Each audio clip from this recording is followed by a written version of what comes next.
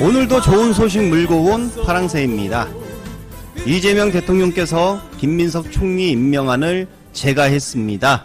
오늘부터 김민석 총리로 부르면 됩니다. 국회 인준이 이뤄지자마자 불과 2시간 만에 신속하게 임명 제거가 된 것입니다. 김민석 총리 인준안이 통과가 되자 국회의원들 사이에서 정말 인기가 장난 아니었습니다.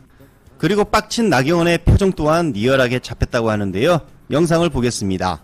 의사일정 제1항 국무총리 김민석 임명 동의안을 상정합니다.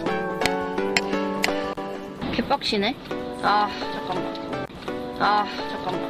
투표 결과를 말씀드리겠습니다. 국무총리 김민석 임명 동의안은 총 투표수 179표 중 가 173표, 부 3표, 무효 3표로서 가결되었음을 선포합니다. 그러거나 말거나 김민석 총리의 정자님이 나오고 있죠. 투표함에 투표용지 넣고 박수도 하고 인증샷은 필수 코스. 우원식 국회의장과 악수하고 바빠 차지호 의원님과 대화도 나누고 와 여기 고민정도 발딱 일어서네요. 여기저기서 갑자기 막 나타나는 민주당 국회의원들인데요. 민주당 국회의원들 하나같이 표정이 참 좋죠.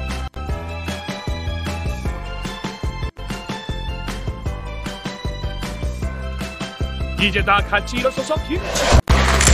감사합니다. 응원해주신 국민들께 대한 감사를 잊지 않겠습니다.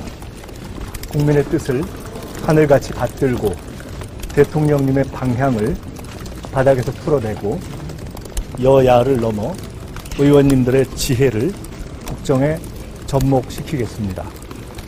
폭정 세력이 만든 경제위기 극복이 제1과제입니다.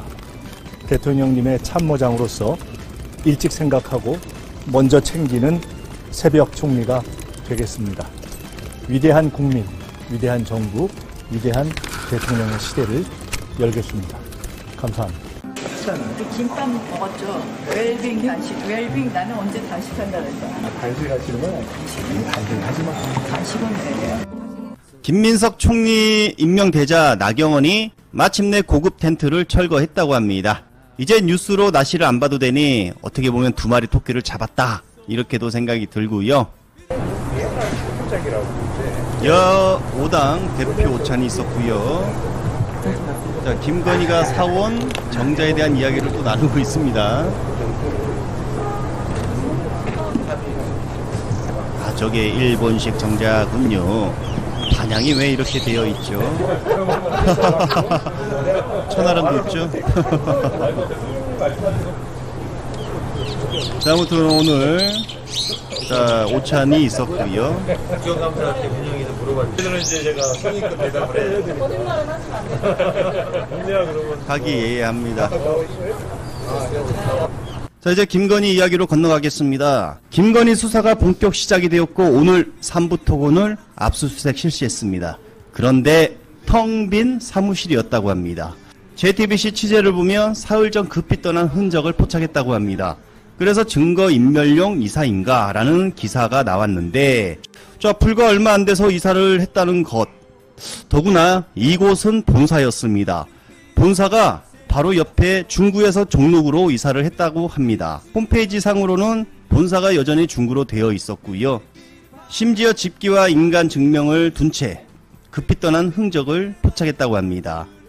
그래서 특검이 이상하다 싶어 자, 전현 주소, 그러니까 쉽게 말해 중구와 종로구, 이사한 종로구까지 삼부토건 본사를 지금 압수수색을 한다는 기사가 나왔습니다. 삼부토건 주가와 관련해가지고 지금 이종호 씨 행적은 거의 밝혀진 게 없습니다. 네.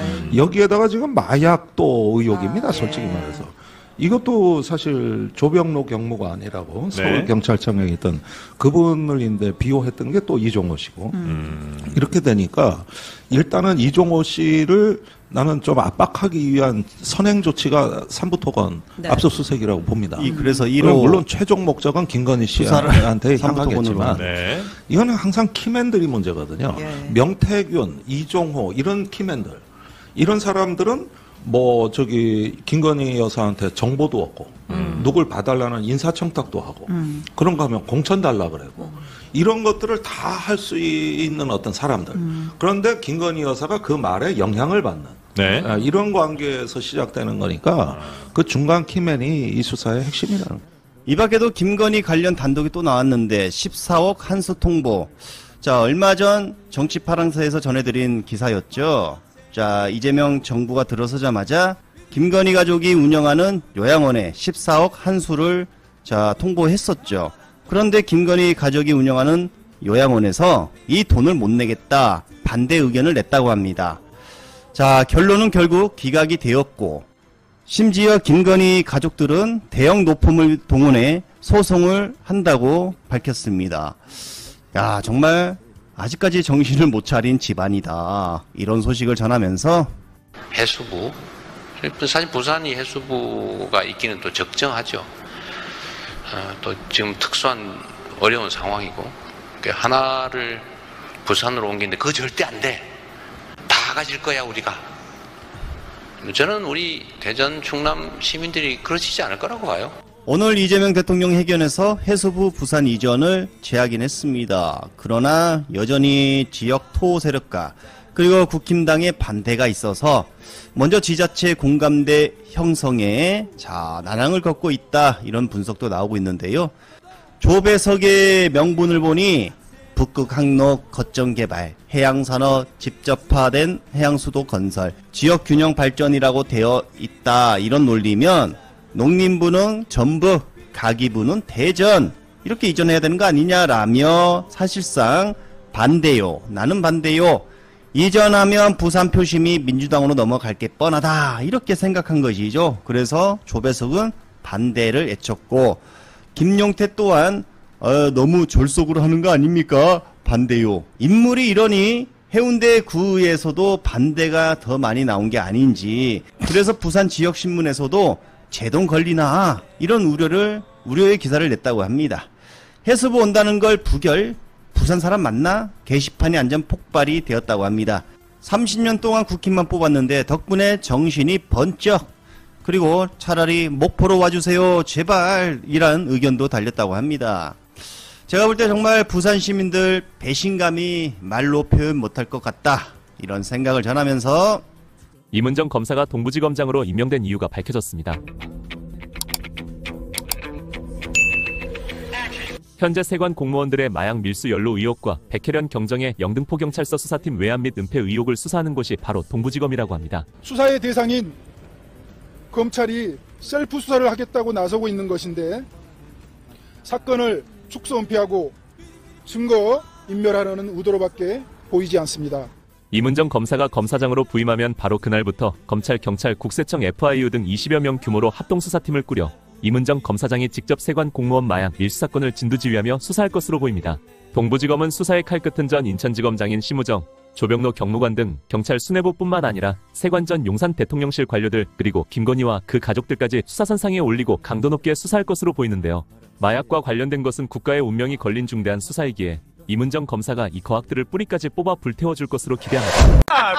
그래도 마지막에 조금 스트레스 해소됩니다. 네. 어떻게 보셨습니까? 도망가는 심우정이. 제가 입장문을 봤는데 검찰총장의 입장문 치고는 굉장히 허술하다.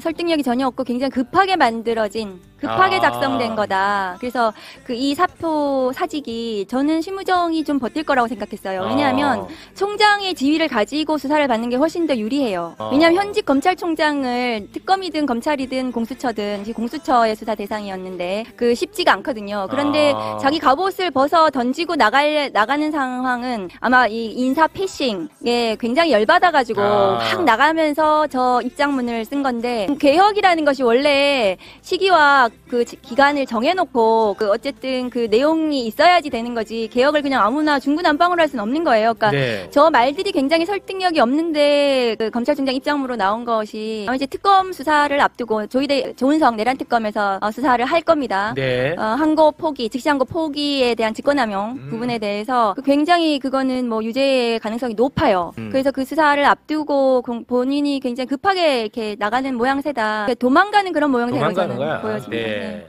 우리나라 검찰이 길게 보면 한 100년쯤 됐습니다. 100년 대계라고 얘기해서 이제 갈아엎을 때가 됐고요. 네.